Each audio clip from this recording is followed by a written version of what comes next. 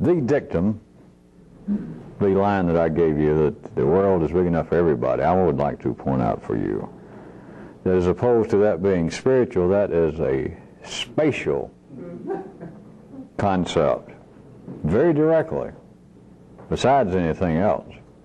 But for tonight, I want to point out to you that it is spatial, and it is spatial on this basis, that you can physically remove yourself from anybody, from people that you are apparently cellularly antagonistic towards, which would not necessarily preclude family. Now, as I had hoped over the last few times that we've met, I could feel and hear and smell that many of you were getting something out of it. That is, that the world is big enough for everybody, because it is a fact, and if you can arrange a new molecular structure, you might say starting with your yellow circuits and then try and work it into other areas, it is the kind of thing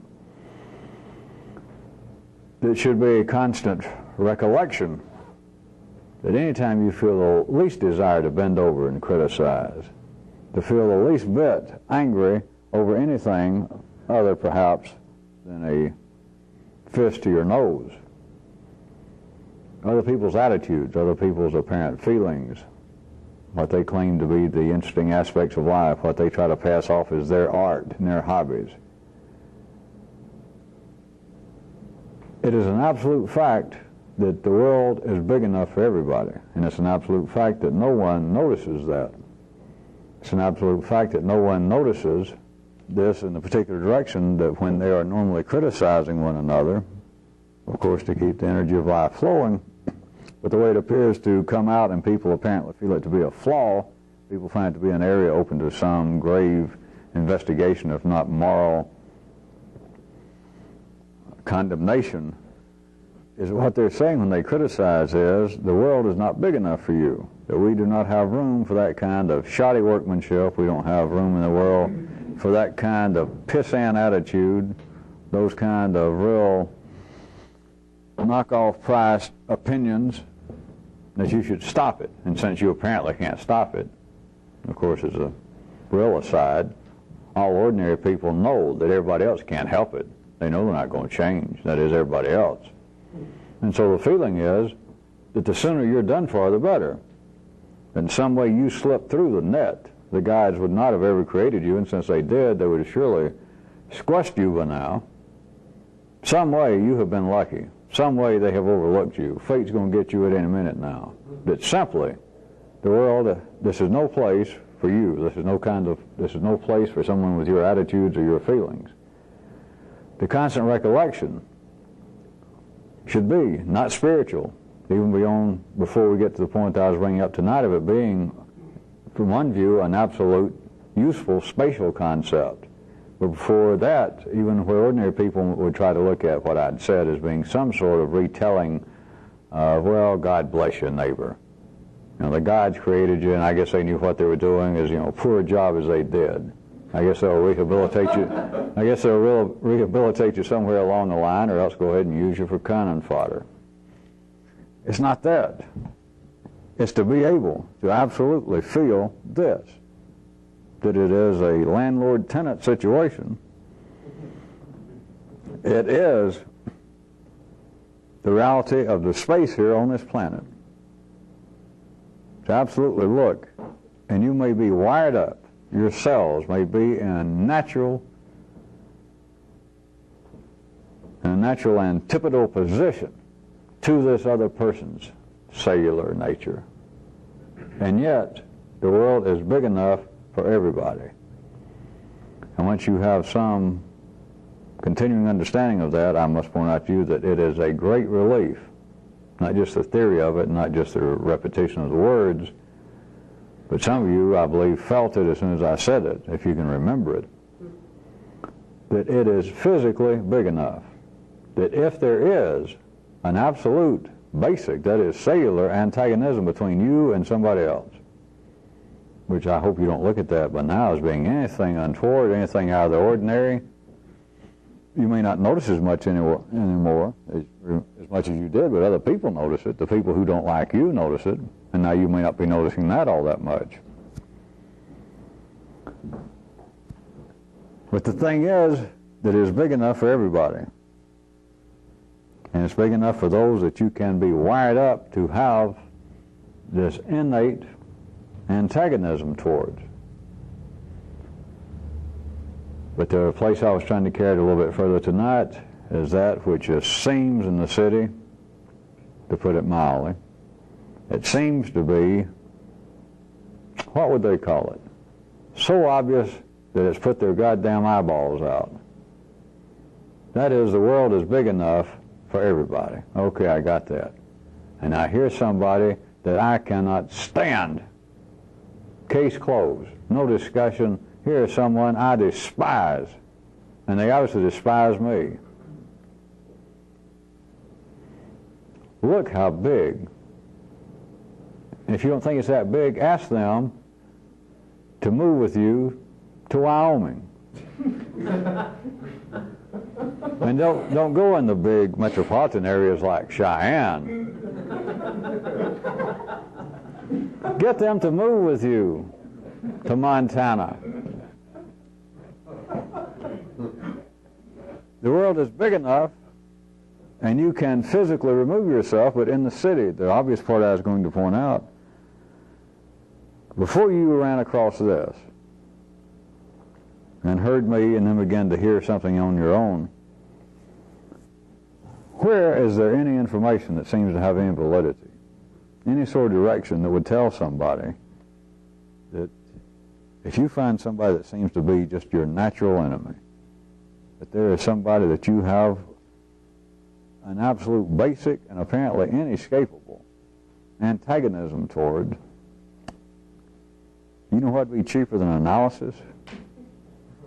It's to fucking move. And of course the truth is you don't really have to pack all your clothes and belongings and get a Ryder truck. It's just, let's say that it's a member of your family. Since all of you seems in the city that everybody has some little problem somewhere.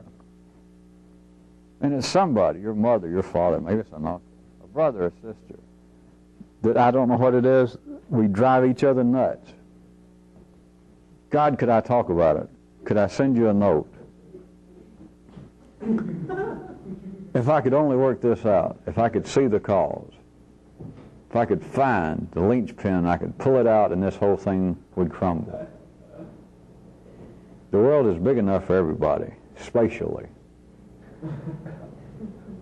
You can stay away from anybody on this planet. Anybody. Spatially. The world is so big. The world is so big that if you didn't want to, you would never run into your Uncle Charlie again as long as you lived. It wouldn't take that much effort to keep track of him. But if it got to be a big deal, then take the hard way out. Go ahead and you personally move to Wyoming and leave him here. Don't tell him where you went, so there's no chance of him ever coming into Wyoming, much less over the skunk's breath where you live.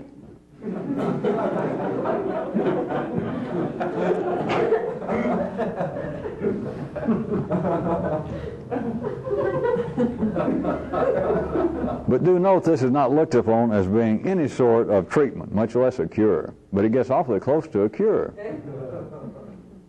Awfully close. And I guess somebody in the city, since most of them are either sore heads or kin to the old sore head, could say, well, that's not really an absolute cure because, all right, I'll try it. I'll go move to Wyoming. But I'm going to call you in a couple of weeks, and I bet you I'm still thinking about my Uncle Charlie. I'll grant you that. A couple of weeks, you probably still are. And if you're really a sore head, you might say, hell, I bet I could be there 2 months, and I'd still think about that son of a bitch and everything he's done to me.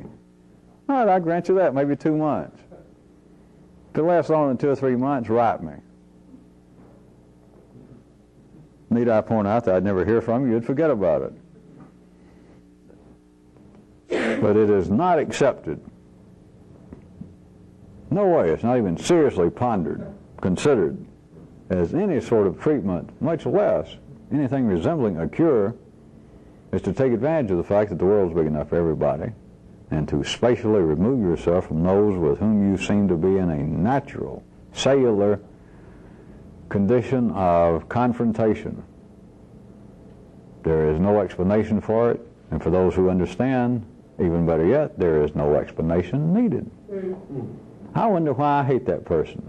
Oh, I don't know. Are you breathing today? Yes.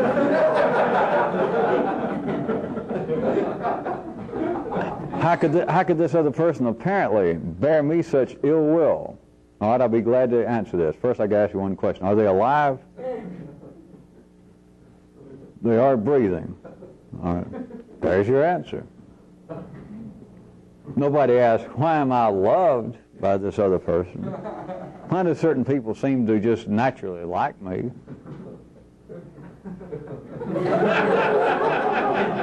No one asks that. Of course, in the city, people believe that they're only interested in mysteries. And because why I'm liked is no mystery. What I can't believe, what is an absolute mystery, is how could someone dislike me?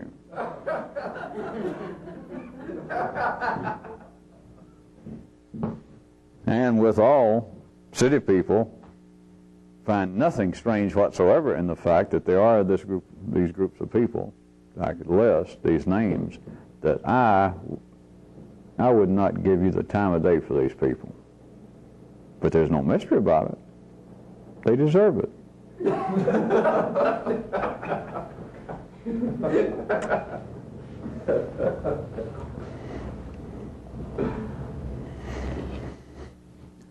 I've got another scientific one. How about paragraph 2? Do any of you remember a thing referred to? I guess it originally had a, or at least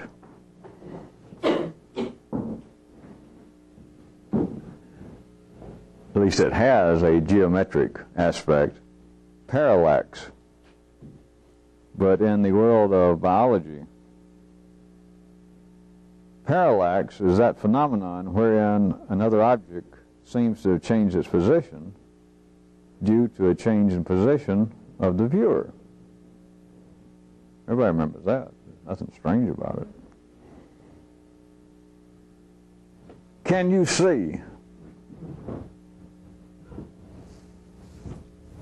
Although we've been talking about this for many years, having to do with eyesight and the phenomenon of vision, light rays. Can you see that what ordinary people then would call, those that would look at it being a scientific phenomenon, that there is, as they would call it, an unrecognized psychological parallel? Everyone did follow it, and I wanted to start out with something that seemed to be some city basis for. That the parallax is that you're looking at a person standing on a little small knoll next to a little tree, and they seem to be at your position the same height as the tree. And then you take 4 or 5 steps back and 2 or 3 to the side, and now they look as though they're taller than the tree, shorter than the tree, fatter than the knoll. Their position simply seems to have changed in relationship, or it has changed in relationship to the viewer's change of position, not their change. All right. The reason after all the years, I guess it came back to me, parallax that is that there is an absolute parallel that is unrecognized. Well, the phenomenon's recognized. The so-called symptoms are recognized, but they do not see that, again, that there is, in what appears to be the internal world of man, a likewise, quote, scientific basis for it. It is not observed in the manner that I'm about to describe, and that is, how about, like you've had a love affair with somebody, a relationship with somebody, and it breaks up and you change your position, and the person no longer looks the same. Somebody that you perhaps knew for years that was almost a non-committal, just a casual acquaintance, and then something apparently happens out in the world of events that apparently turns this person into your foe. They cheat you, they do something, and you now have a grudge. Your position has changed, your viewing position, but as far as you're concerned, if you're ordinary, what's happened? Their position has changed. But it has not. Let's assume it has not. Based upon the phenomenon of parallax, they do not, we'll assume that they didn't. They do not have to change their position for them to appear to have changed. But the observed change in their position, and what I'm describing, is based upon the viewer's change of position. There is no way, now don't get choked up on this because it's so obvious, but there is nothing accountable in the operations of city consciousness to deal with this. And I could describe it, I guess, in simpler terms, and it's almost back to the world's big enough for everybody sort of thing. That I could describe it in certain words to city consciousness, and it'd say, well, sure. Or for me to say, it's not really the so-called events of one's life that directly speak to you, that affect you, that you can feel. It's something internally. Oh yeah, I know what you mean. It's like your reactions to what happens. That it's not just the events, it's your reaction to them. And I can say, yeah. And so, oh yeah, I knew that. And what's the big deal? They could take what I just said about parallax and say, well, what's the big deal?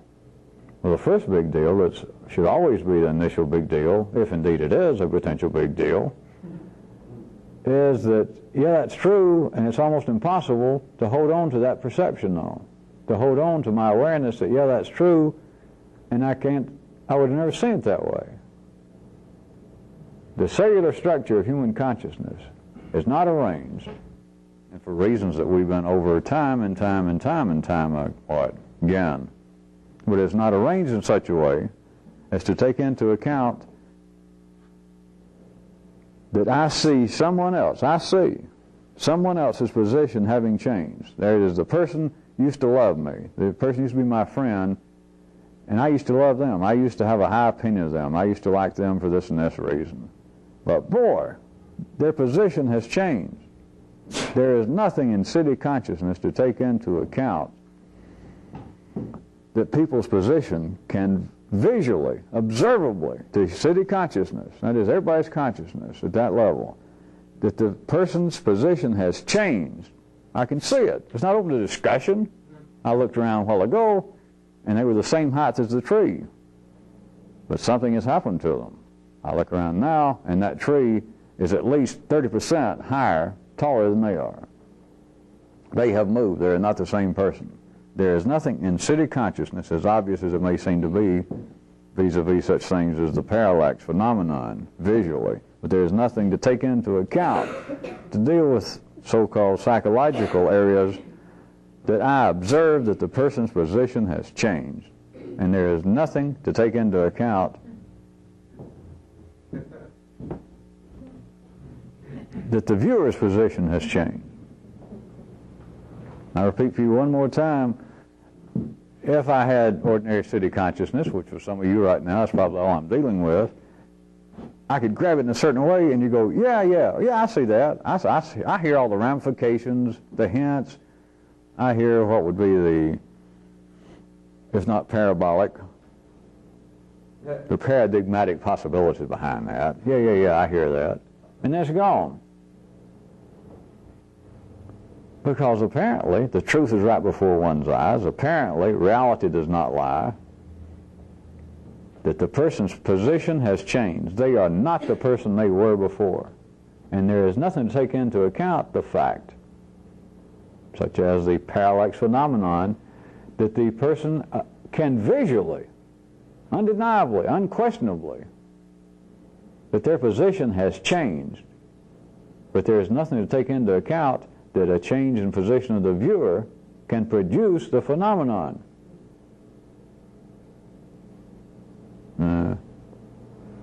That's the kind of thing the city they'd say, wait a minute, even if that's true, so what? Even if that's true, who cares? Even if that's true, I don't hear about it. Even if that's true, I don't think about it. Nobody said life in the city was easy. But now let me ask you, of what possible use could you make of this willfully? How might you willfully change your viewing position?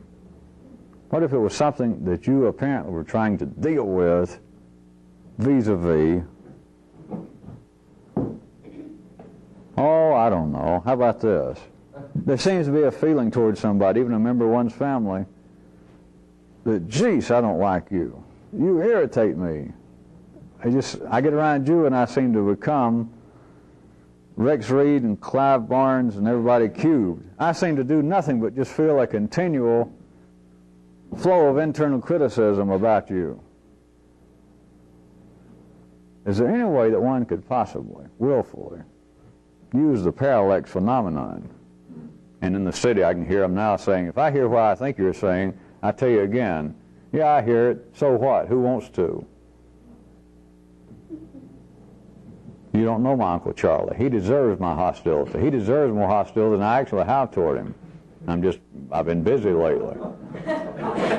He's not the only person I hate, and so it's not enough to go around.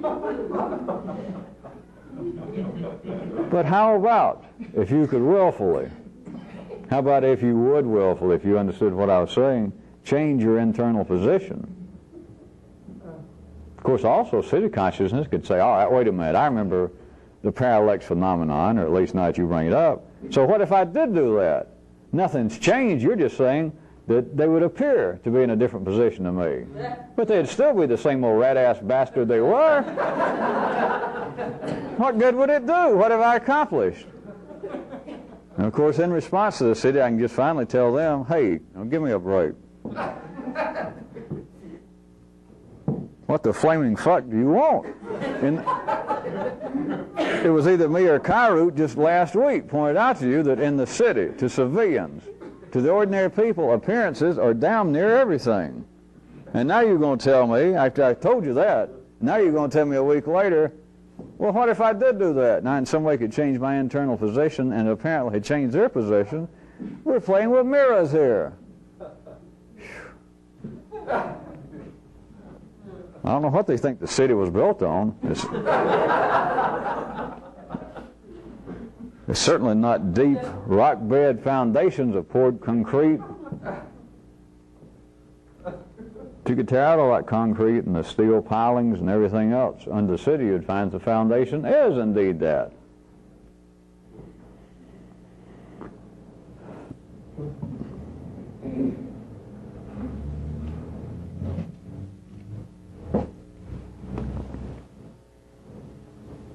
That means next paragraph. A revolutionist has got to clearly discover and then remember that such apparently mundane things as temperature, the seasons, time of day, people's diet, sunspots, humidities, the barometric pressure, that all such things affect everyday human life. The individual has got to, besides the little humors I threw in with humidity and all that all such things, rain, lack of rain, too much rain, temperature changes too drastically on an individual level within a 10-hour period, that all of this affects human life. And a revolutionist has got to discover this, has got to remember this, and then has got to do what? Ignore it! You got it. But beyond all that, what I specifically wanted to try and turn your attention to is a very strange part of using this as an example to spring from, that you have got to personally discover, see, be able to continue to recall that all of these things affect human life. Not just human life in general, but individual people that you're dealing with. Everybody, whether you're dealing with them or not. You see them walking down the street looking real pissed. Could be the humidity. If they graduate from college, I guess, in fact, it could be the humidity. If I keep saying it, I'll never be able to say it right. I already did that with the Massachusetts Institute of Technology. I still can't. Because I guess all of you had a relative somewhere when you were a kid, didn't they, that said if you keep looking cross-eyed, they'll get stuck. Till you keep saying technology, and you'll never be able to say humidity correctly. You have got to individually see and remember, but just make use of that it becomes operational with you, that all of this affects everybody. It affects human life and it affects individual life. Right, you've got to do that. And then I say, then ignore it. The specific part that I wanted to point out tonight is the hard to see aspect that you have got to have the knowledge of this before you can ignore it.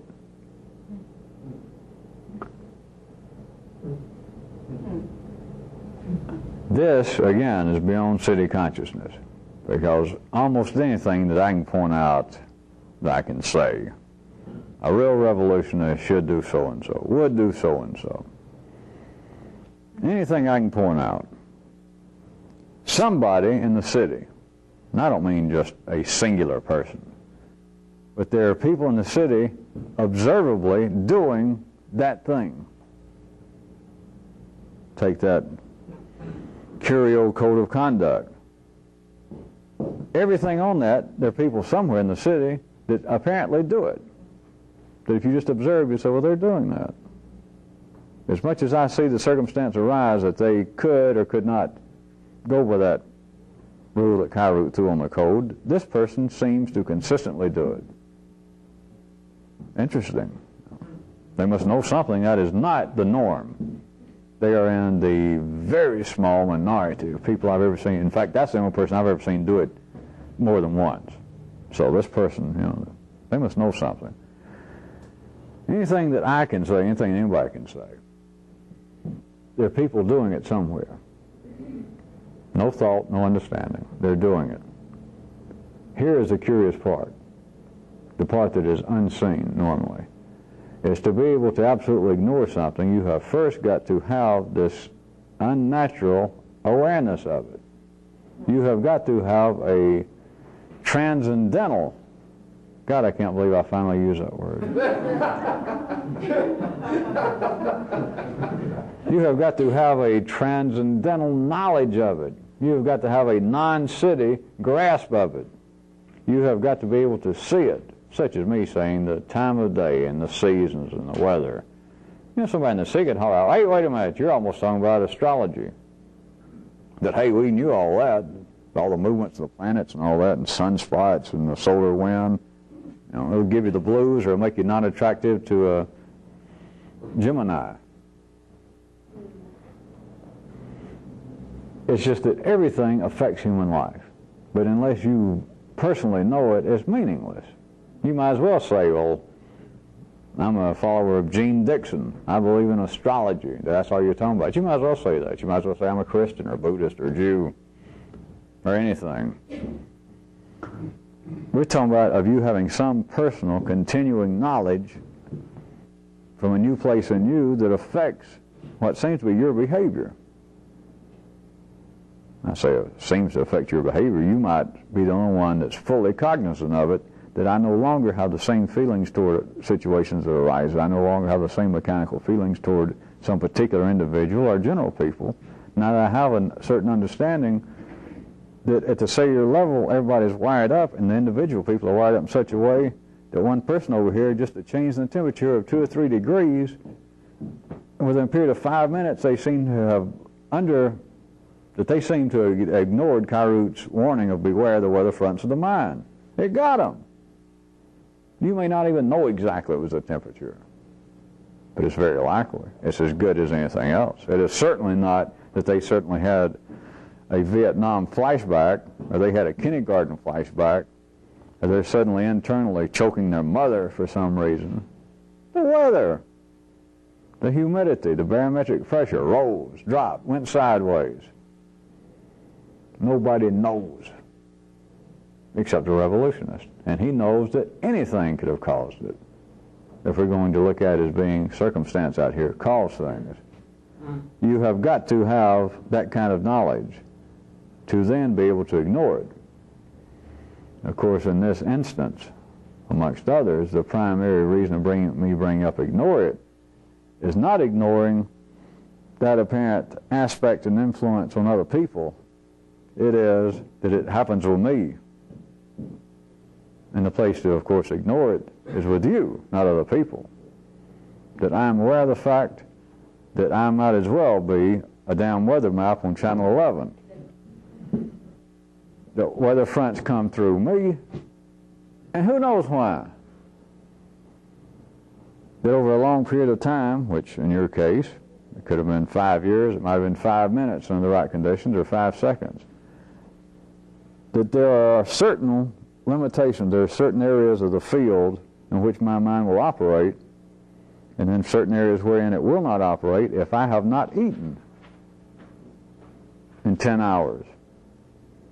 If I have eaten enough to where my stomach is already more than full, without some super effort, my mind shifts gears and operates in a certain way, and the way that I apparently, emotionally respond to people gets affected. And it can be affected in not much more time than it takes me to stuff down a pint of ice cream. A second pint of ice cream, perhaps. So there it is. I have some unnatural understanding. It was probably the eating. Again, I point out that the specific information is not all that necessary. It is the specific knowledge that everything that happens is affecting individuals.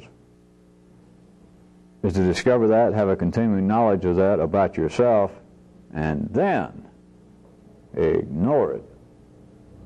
That is the only reason to have revolutionary information about anything, is to be able to ignore it, to be able to transcend it. That is always the trick. If there was any validity, if there was something to be accomplished by being let's say a Muslim, then a real revolutionist, if that was the way, if that was the Tao of now and here, or any now and here, to be a Muslim, then our revolutionists would get all of the information necessary so that he or she could be a Muslim. And it would not be simply information out of the Quran or anywhere else, but he would get, or she would get, all the information necessary, all the knowledge, and would be out of the city knowledge. When he or she had enough, they would ignore it. Then, of course, no one would know it. But then that person would be the shining example, perhaps the sole practitioner of Islam on this planet. But the only way to execute the knowledge, the only way to properly execute it, is once you understand it. Once you've got a continuing knowledge of it, is to ignore it. That is the trick. That is what in the city can never be recognized. It is one of the jumping off points, it is one of the distinguishing lines between people having the slightest understanding or even a strong suspicion about what activity such as this is and everything else in life. Because no matter what they hear, either from me or something that went on before, or something that seemed to have been related to this kind of activity, somebody will say, wait a minute, that's no big deal because I already thought that. In fact, the only reason I have any interest in this is because so much of what you say just tracks beautifully what I've been thinking all these years. Aren't you delighted to have met me? They don't understand. And there is no way that city consciousness can be made to understand that you have got to have a supernatural knowledge of something, an unnatural knowledge of it. And when it gets complete in that one area, to isolate something and say in one area, is then you ignore it. That's the whole purpose of it. It is as though, all right, one down and God knows how many more to go. There's one more thing that I can now ignore. There's one more thing that I can now forget. Although you don't go through any process like this. You don't decide to forget it. Because if you got to decide to forget it, you can't. But it is no longer any form of acceptable justification. It is no explanation to yourself as to why you operate this way. And the more you get down to the bone of this, there is just less and less explanation required. I don't mean you to anybody else. But somewhere down in the rumblings of this great corporation, and the running fistfights between the partners up and down the stairs from the blue part to the red department, and here and there and throwing things and hurling curses and threatening to call their respective lawyers, there is less and less that a person is conscious of, in the ordinary sense, about themselves. But the more you understand of how things work, then you can ignore it. But there is the trick. You have got to have a knowledge of it that is not natural to anybody. And the city is full of people that if they hear of something like this, if I was foolish enough to try and talk in some direct way, or they find a book of somebody else long gone, they go, oh, I understand that. In fact, I've been doing that. I can do that. I do that. My brother does that. He operates that way. You can't operate that way. If it's got to be explained, you can't operate that way unless you fully understand what it is that you're no longer confronting. You cannot operate that way in the sense that I am talking about unless you have a full unnatural knowledge of what the situation is and then ignore it. That's the only way you can operate this way. That is really doing it. Anything less than that is just some marginal degree of doing it. But real doing it, like the one swift cut with a surgical knife instead of a rusty pocket knife with a scalpel, that's the real doing it, is you ignore it. That is what you got to do, you do it, but that's the end of it. Your planning stage would be a microsecond, a noonie-second. I guess it would be a second over noonie, wouldn't it? That would be the extent of the planning. And once the digit was cut off, once the deed was done, your passing notice of it would be another second over noonie. But you've got to have the knowledge to be able to forget it. Anybody who says in the city, well, I can operate that way. Anyone who believes that some of the things I may have mentioned or that they might have picked up somewhere else sounds as though it is a form of disinterest, a form of detachment, or a form of not caring, a form of not being subject to the mundane runs of human emotion and all that kind of stuff. In the city consciousness, and you can certainly say that. I understand that is the only reason I mention it sometimes beforehand, to try and keep you from falling into the clutches of such a mechanical reaction. But even in the city, if there apparently is somebody who has no feeling, or somebody can apparently just run roughshod over people, any description you want, people that do not seem to give any planning to what they do and they just do it and then laugh at the consequence and go about their business, all that kind of stuff. You do know it's got nothing to do with this, and there's not even anything to compare it with, because they have no understanding. They're not ignoring anything. It is their own cellular ancestor voices saying over here, and they go over there, just like you do, just like everybody does. The only way that you can cease to go over there when they say, come over here and look. Come over here and squat. Come over here and bend over. Come over here and sit. come over here and talk to me, the only way that you can possibly fail to fall in line, as you always have, is you've got to have some understanding of what those voices are, which is a real big, complicated deal. But once you have a continuing awareness of that, then, and only then, can you ignore it, because it's not a theoretical ignorance of it. It is not a partial condition of being able to ignore it. It is not a situation wherein you can, as city consciousness might want to have it, well, all right, if I had that kind of knowledge, then you're saying that you could ignore it or not ignore it. No, it's past the point of any possibility. If you feel like there's still a choice, then you don't have the correct knowledge of it. And that's what, at best, they end up with in the city, is the perception that, well, now I understand some of this, and maybe I can deal with it. Maybe now it'll afford me more opportunities. It'll afford me alternatives in my behavior patterns. Well, you don't understand it. You don't have knowledge of it. Because there cannot be a choice of I'll ignore this or I won't. Because if you feel like there's a choice, then you can't ignore it. You're still listening to your cellular phone. You're still listening to the partnership. You're still listening to all the voices. You're still doing as you should be doing in the city. To ignore it, you've got no choice. That's ignoring it. That is the trick. That is doing it. But as long as you have anything that there is a choice, even if you feel as though the choice is to ignore it, but as long as you feel there's a choice, you can't ignore it. All it takes is the right kind of recollection already, and you know that. You might as well be with Jiminy Cricket in your pocket, whistling in the dark. It doesn't bother me. It doesn't bother me. I won't think about it. I won't think about it. I won't let that bother me anymore, will I? Will I? No, I'm getting stronger now. Not me and her's been busted up 7 years. I don't even think about it as much as I used to.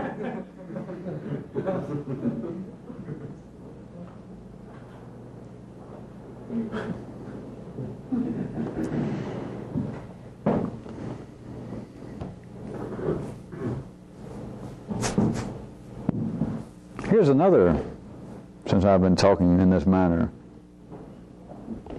of what you should see as being a peculiar aspect.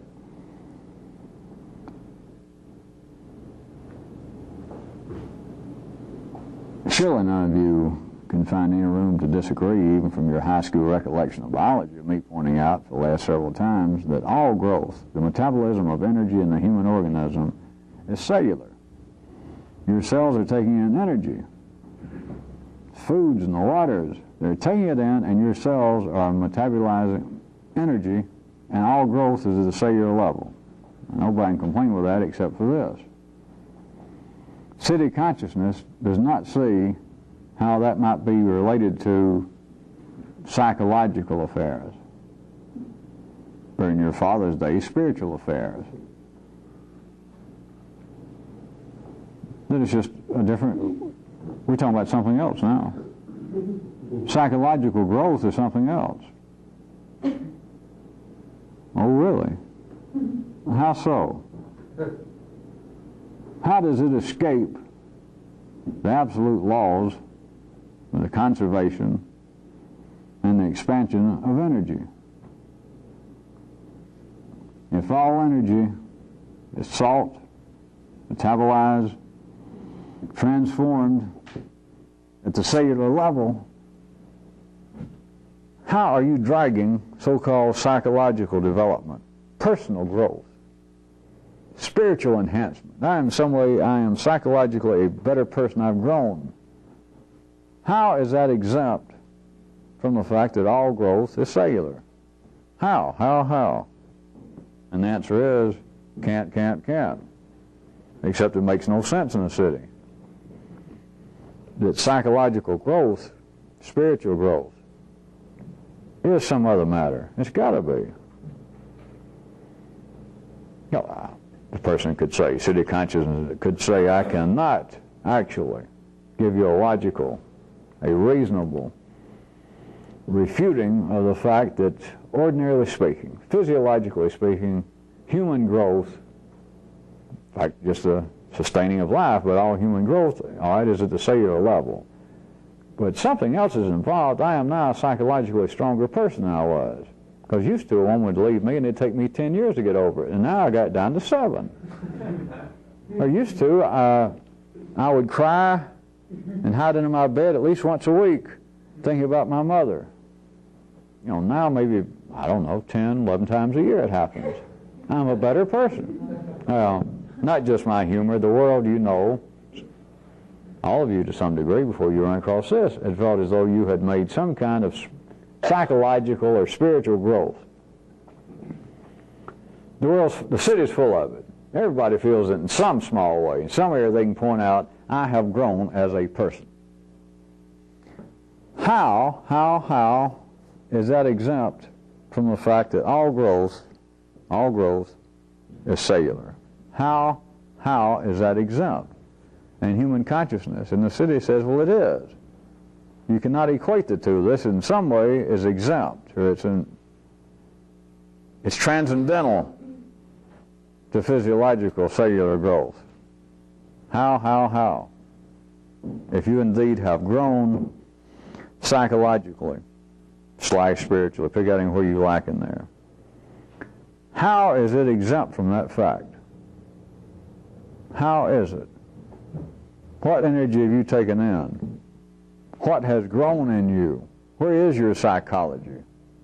Where is your spiritual? How has it taken in energy? You may have felt as though the energy was going to see a psychiatrist. The energy food was when I studied with Guru so-and-so for 2 years. And I listened to his words. I read his words. All right? Then your growth, tell me again, how is it exempt from the fact that all growth is at the cellular level? If you indeed did change, if you indeed grew in some way, how? How is it exempt? How is your energy that you took in, the words, the wisdom of this sage, or psychiatrist? How was the energy taken in, metabolized, used, that was exempt from the fact that cellular growth is human growth? The energy had to be burned in some way. It had to be digested. It had to be metabolized. How is that exempt?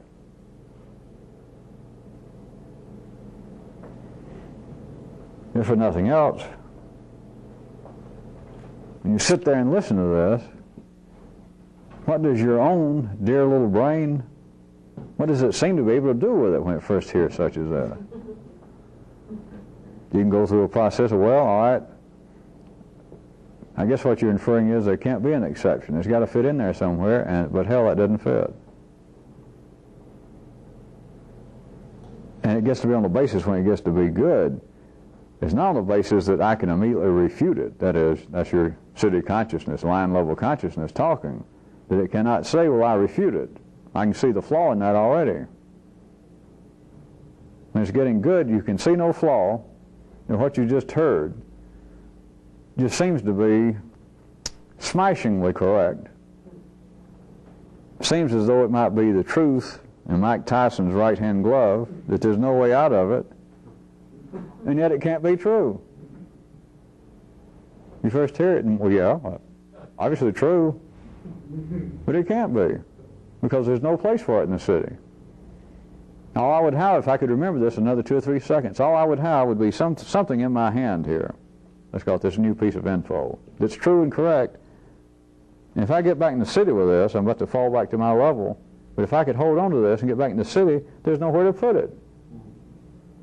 I'll never be able to sit it down. I can't show it to anybody. It won't fit anywhere. I can't lay it on a table. There's nothing will support it. There's no filing cabinet somewhere I can put it away. There's no little box I can stick it in until I want to pick it back up. It's an acme that I'm describing, but if you could take it back to city consciousness, it wouldn't fit. You might as well have the alien. You might as well have had some, at least in the 4D version, I guess, a close encounter of the third kind. Because I got a piece here that won't fit. And yet if I get out of the city, if I can run back to the bushes right quick, I look at it and yeah. And then I'm snapped back in the city and it's what?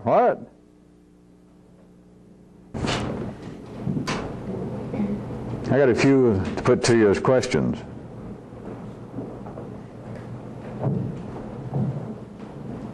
What if action and thinking of action were C and D respectively?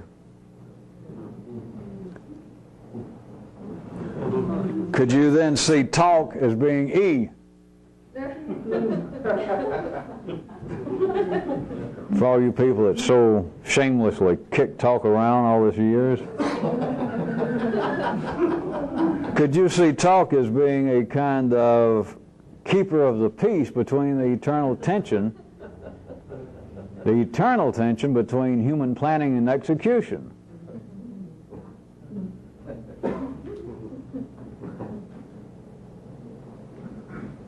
All right, I'll ask it again. Could you see action, the two possibilities from that view, as you recall, that I've given, that humans can either act or think of acting, the latter being that which makes them, in some cases, at least taking into consideration the parallax phenomenon, that makes humans superior to water coolers and cheap luggage. Could you see action and thinking of action as C and D respectively, and then see talk, and this triad, see talk as being E? Since none of you have ever even thought anything remotely resembling that. The latter part of what I asked, somewhat of an explication, was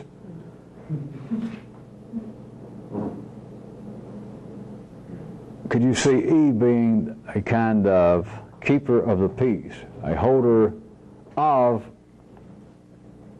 a kind of peace between those two aspects who are in, that is C and D, that is the planning and execution of human affairs, that these two aspects are in eternal tension. If there was no tension, there'd be no separation between action and planning for action. There would be no separation between doing and thinking about doing. The separation is a kind of tension. I already tried to point generally toward this several weeks back.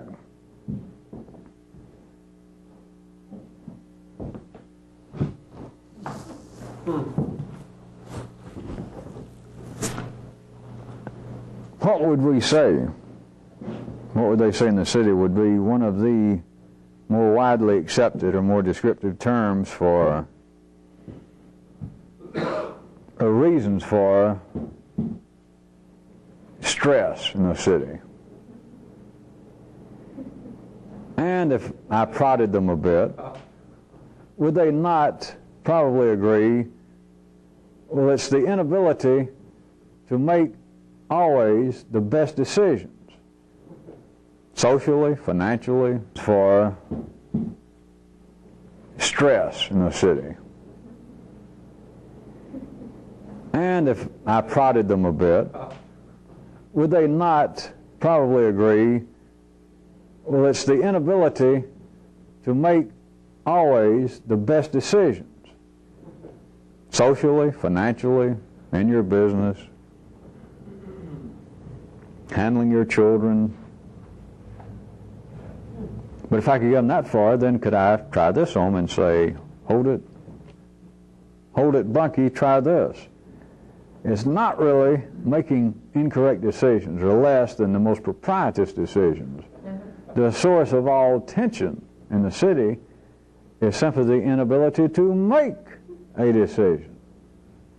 It appears that something does happen because triads continue to change, and people will take credit or the blame for having taken some action. When as from another viewpoint, it was simply one triad turned into another. And after the fact, you can ask any human city level consciousness, what kind of motivations? Who was the actor behind this? And they'll say, well, I know what you're going to say. It happened to me so fast, I guess I could have made a better decision. Or they can say the pressure on me was so great that I had to go ahead and decide to do such and such when I had already decided that that was not the best of all possible worlds. But at the time it happens, all you've got to have, you extraordinary people, is just what should be by now your everyday walking around down home, get yourself to the corner of knowledge that the world operates in such a way that people do not have to believe that they made any decision. What goes on at that ordinary cellular level is in fact a form of grandioso self-delusion to say in any of your city affairs up till now, that, well, yes, I did so-and-so, and I gave it a great deal of thought and weighed the pros and the cons, and then I decided to do so-and-so. Oh, I know. There may have been one instance in your life that that seemed to have happened, and like everybody else in the city, you just never got over it.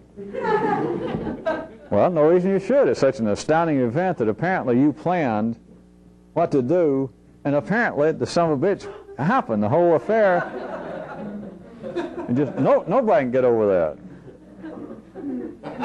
It's like year after year coming downstairs and seeing your old man dressed up in that funny Santa Claus suit, and see him go over there and take the cookie and the milk, and he didn't drink it and leave you a note. And then, like your 13th birthday, you had to go up and go to the bathroom, and you went downstairs, and there you saw Santa, your old man, but then you went back upstairs to go to bed, and you happened to look in there, and there he is in bed asleep. People don't get over that. Just one time out of all the many. But still, you and I, or at least you, should know that is from a revolutionary Bushy viewpoint, that is a spurious concept indeed as to people have made decisions as to what they did. Back to where I was. It would be, I have strongly suggested to you, and you should have already absorbed this by now, what seems to be stress, what seems to be the torment in the city is this continuing pail of ambiguity. Apparently the inability to make a decision. There is the tension, there is the separation, were it not, because it's not anything to be overcome in the city. It cannot be overcome. It is a misdiagnosis from one view that is what sociology, psychology, good human advice, that should be what it's about.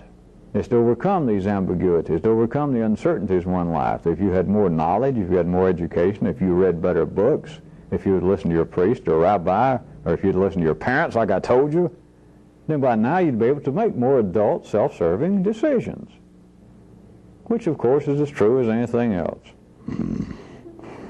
It's as true as Santa Claus. But people believe that is possible. People believe that had I led a better life up until now, I could make such decisions, that I would quit making these decisions that turn out to be self-destructive. But that is not what is actually hurting people. To take remember our revolutionary view in the city, it's of no consequence.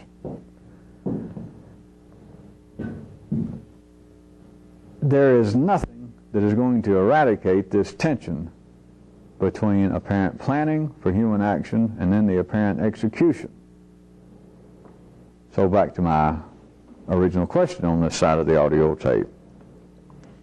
Could you see C and D as being, in their respective positions, being thinking of action, bringing action and thinking of action? And if that were true, could you then see talk? Don't worry about what kind of talk, just talk. Human speech as being the E in such a triad. If you get any glimpse of that, then roll your eyes back in your forehead and go, ooh, the possible ramifications thereof, assuming you talk and say things like thereof. Not many people that roll their eyes back in their forehead ever say thereof. For those that do, it's my understanding, generally take it to be two words. No, that's just the kind of people they are that go that and dizzy. Well, let me ask you another question, since you like that one. What would you think if I said this? That's not much of a question, is it?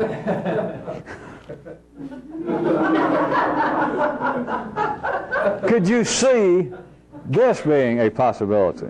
Let's try it that way. Could you see this, colon? That a revolutionist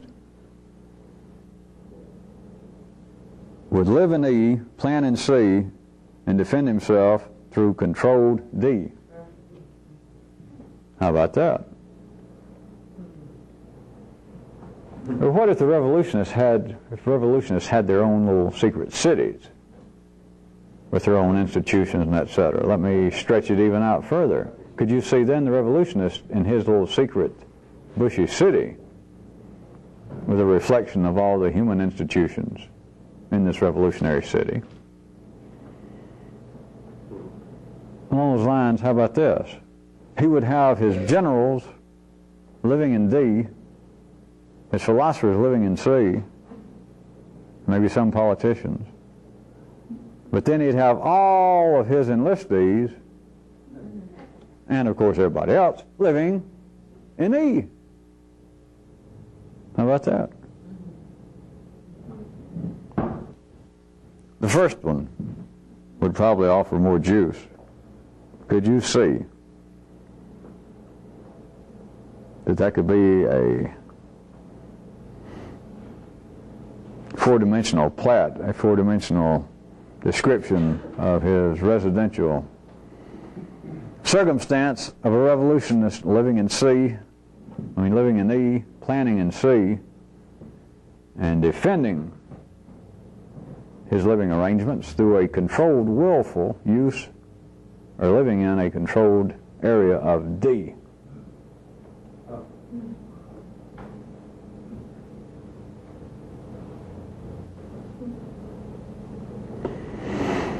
Could any of you, subparagraph somewhere, could any of you see this? If not, if some of you have ever had this to cross through your mind on a bad night just before you got that last piece of pizza down, that the revolution might be actually going on simply between the partners.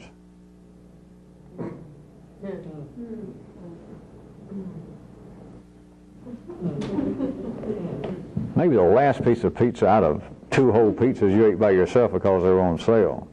I guess we should at least give you that possible background to consider such a strange thing. Well, what if the whole revolution, no matter how you can describe it in cities and institutions and almost on a cosmic level, that actually all it was, but like everything else, it can be reflected, apparently even magnified. But the revolution actually, when you got down, as they say, to it, that the revolution is going on in your own partnership, that's it. I'm not saying, I'm asking. Could it be? Could it be? But if we're going to say the partnership, how about this? How about let's switch the partnership around right quick. Instead of it just apparently being you and the other person in there, just you and the partner. Instead of that, what if we looked at the partnership as being some other things, not quite so personal, which of course could be just simply a misdirection of me changing the words around a little, but never mind all that. Forget that, okay? Sure. I knew you would. What if we looked at the partnership as being,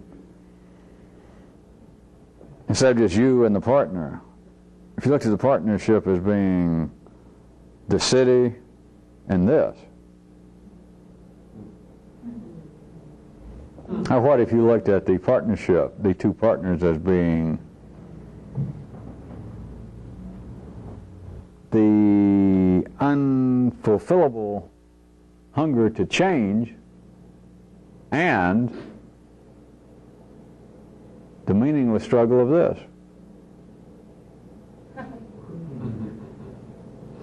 Or, I guess we can stand one more. What is the partnership with these two partners? One, flaws, and the other partner, your cellular voices.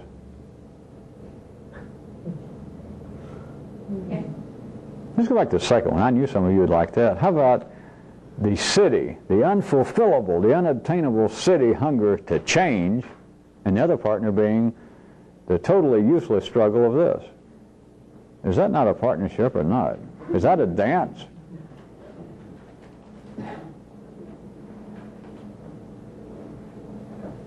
That would make, what was Margin champion Gower, look like they were spastic.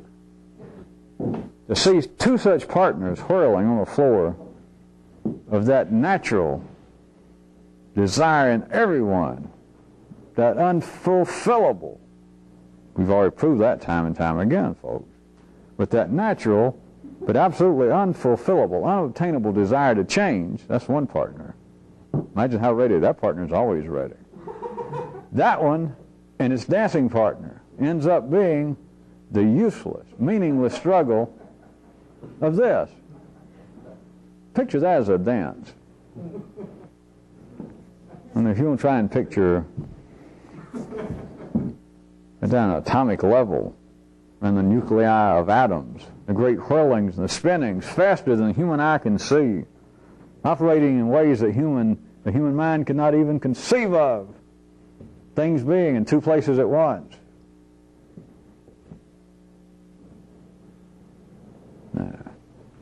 Just another flight of fancy on my part. The only reason I do it is I get these extra travel miles. I've reached this level, and so some nights I like to do it just to run up some more points. A few more and I get to go in the secret club room there at the airport. And I understand for those that have really been around that the real payoff is they have a reasonable person in there that tries to talk you out of flying.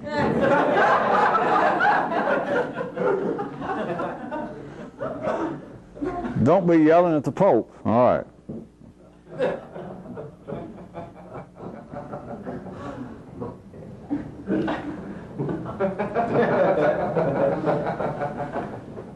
I think we better leave that one. If I've said on that too long, one or two of you might go, oh.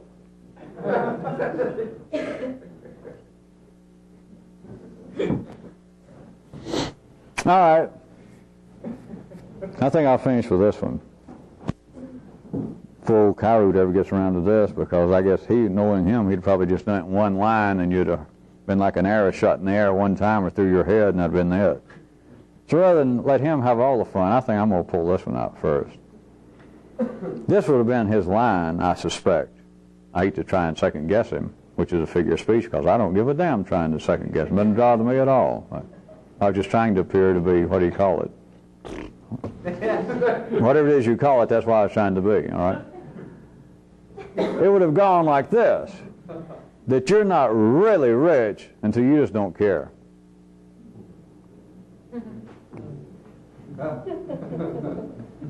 Now, of course, as always, we can look at that out here and apparently the external world, and that is a fact. In case you never thought about it, there's no reason you should have. I don't think any of you are that rich, which I'm being that way again. I know none of you are that rich. Because once you, to be really rich, I'm talking about rich, not fooling around rich, to actually be rich. You're not rich. Some of you, I guess some of you know this by now, but you could hit one of those crackpots, jackpots, and win yourself $1 million, $10 million, but you'd never actually be rich. Because you spend the rest of your life worrying about it, for one thing. You're not really rich until you don't care. You just don't care. Now that's rich. So now, you know that I didn't bring all this up to talk about money. How about this applying to how rich you are? with new info, how rich you are with fresh experience. Did I stay on the first part? I hate to keep babying you people. Sometimes I become aware after the fact that I probably left faster than I could have. I left some of you still wondering what the premise was. If we're talking about out in the ordinary world, there's only a few people probably on this planet. Well, let's hope there's only a few. I don't want to think about it. There's a whole lot. But you're not actually rich until you just don't care. Now, that's rich. I mean, you just don't care. And don't ask me to care about what, because the answer is anything. You don't care what car you drive. You don't care how you look. And forget anything about caring about what people think. Now, we're talking about apparently out here in the world, right? But that is rich. I'm telling you, that's the only definition of rich, is you just don't care. Period. Don't ask me where, how, what circumstance. You just don't care. Now, I'd be rich. Now back to the important stuff. I just want to understand that premise is solid. That is based upon solid statistical, sociological information to which only I am privy, since I made it up. But that is rich. But now back to the important area. In your state, in your sociological strata, can you see that you're not really rich, that you don't have more than enough info? You don't even have enough info. You do not have enough of out-of-the-city body experiences to be rich until you're to the point that you just don't care. And of course, now remember, we've already been through this tonight. That is dangerous because the city seems to have their fair share of people who just don't care. Jails are full of them. Those who are not in jail seem to, they become automobile mechanics and attorneys. But see, we're talking about somebody who earned the ability. We're not talking about just the way things are wired up. We're not talking about that at all. But I'm talking about that you would not be rich in this until you had enough personal new info. And whether you got it from me or apparently your own observations, but that you understand that you got enough of it that you just don't care. But this is in a way that this is not city, you just don't care. You know that. You know I've got to be talking about something else. And that you've had coevally enough experience based upon, surrounded, connected with this information, that the experience is to the point that you just don't care. That, I suggest to you, would be a parallel from my external description of rich, would be a parallel of internally being rich.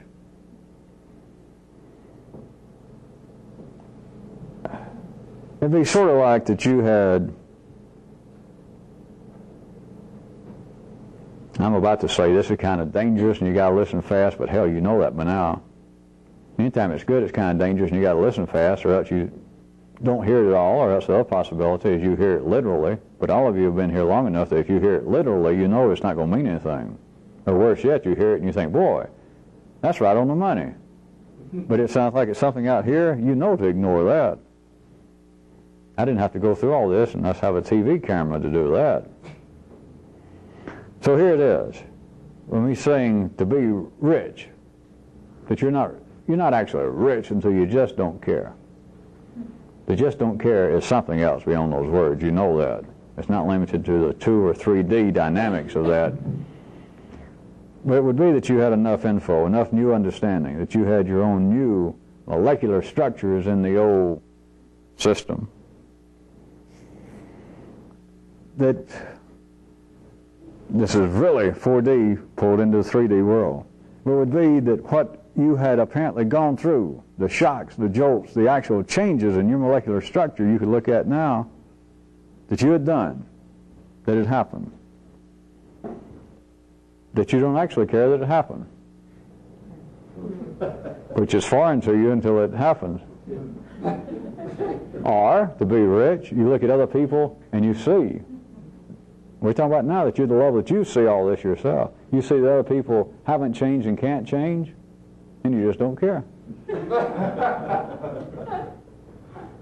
Remember, I tell you again, this is no sarcasm. This is not smart aleck, because a person understood would never say it. It's only me to drag this kind of stuff down here and have to roll it around in the mud and make little pie balls out of it. But it would be that you could then look upon everyone else and you see quite clearly they cannot change and you just don't care.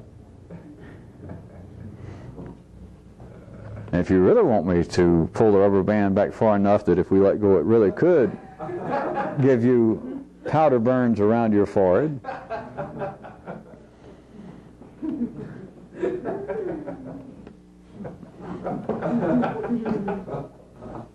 it would be, now I'm really stretching it, but I'll go this, that you could then, in a sense, look at all that's happened and look back upon that kind of theoretical possibility that I could have never actually achieved. It's possible I could have never changed like I did, to look at that possibility, and even then, just don't care. That, I'm suggesting to you, in a most dangerous and imperfect fashion, would be rich. Of course, I could point out to you in the dictionary, if I'm not mistaken, there is another definition of rich other than just having a sufficient or a copious amount of money or goods or stuff. At least in the vernacular, when people say, boy, that's rich.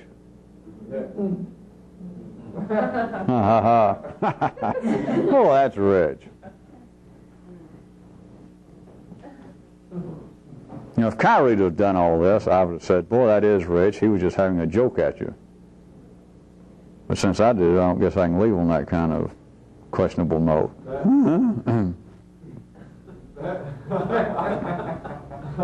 But would that be rich or what? Either connotation or definition you want of the word. Would that be rich if that could be true? Would that be rich or not? But at least, I'll remind you of the first part in case I might acquiesce and let Kyroots slip it in someday. Still, the first part rings that you're not really rich until you just don't care. Anything less than that, nouveau riche. I guess that's about it. I guess that's about as insulting as you can do to good middle class people. Because if there's anything the middle class hates to be accused of is being an upstart. Since that's all they are. Just a whole bunch of upstart rats. And so nobody wants to be accused of it, but if you can't meet the criteria of just don't care, then you're not rich. Might as well face it. If you inherited, or if you won $10 million now, boy, would you care. Think about it. You know that. You cannot shake off your bourgeoisie cellular structure. You would care. Jesus, would you care? It'd take a lot more than that to make any of you rich in that sense. But what if that had real validity somewhere else, outside the world of finance? That to be rich, you have got to have reached a level that you just don't care. That anything additional is meaningless. The possibility I was aiming for, that what you got is meaningless. But you would have to be talking about, who would we be talking about now? The Sultan of Bahrain? He's so rich that somebody says, well, hey, sell me that extra yacht you're not using. You never use it. I'll give you $20 million. It's meaningless. But the man would not get up, that he's got the bill of sale or the original papers for it, and he can't describe to anybody where they are, and he would have to get up and walk in the other room and dig them out. Some other time. He just does not care that he's got another $20 million possibly sitting there. All right? That would be rich out there. Anything less than that, and you're not rich. It would also be, if you can follow this right quick, out there, if somebody was actually that rich, in a sense, if they were that rich to the point that they just did not care, if you then ask them to consider what it would be to be without it, I don't know where you can follow this, they could still, as truthfully, say, an ordinary person, well, if you call such a person ordinary out there, they could still say, well, I just don't care. If you told them, hey, imagine, what if we took away everything you got?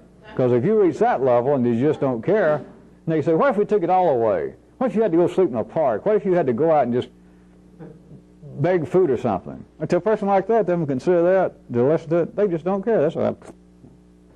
So what?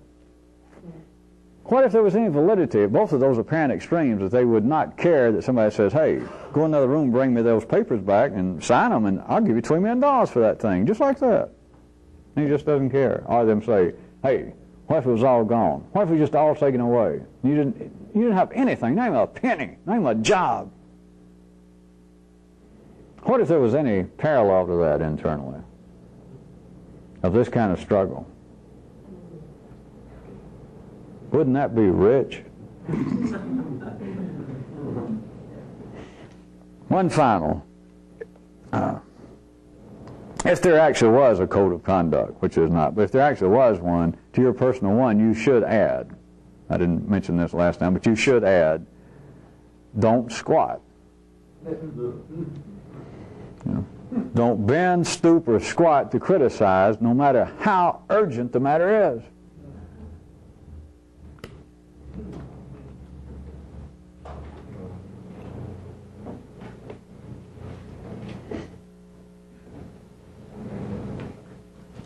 Ready? Yes. Hi. I have, after all this time, I have a real excursion for some of you.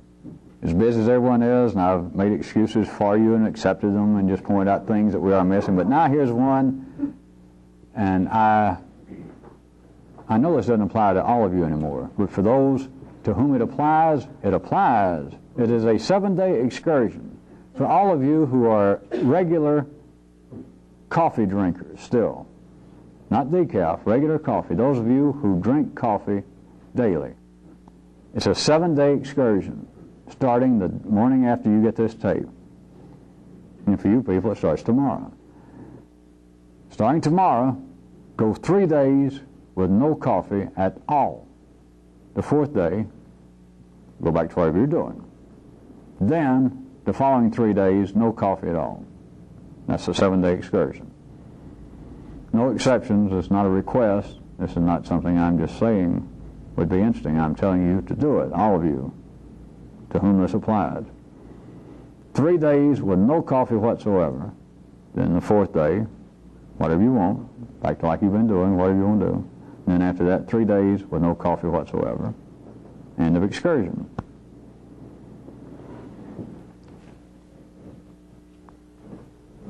I knew that you would want to hear about this. Another little something I would like to remind, I was going to do it here in Atlanta, but you people out of town,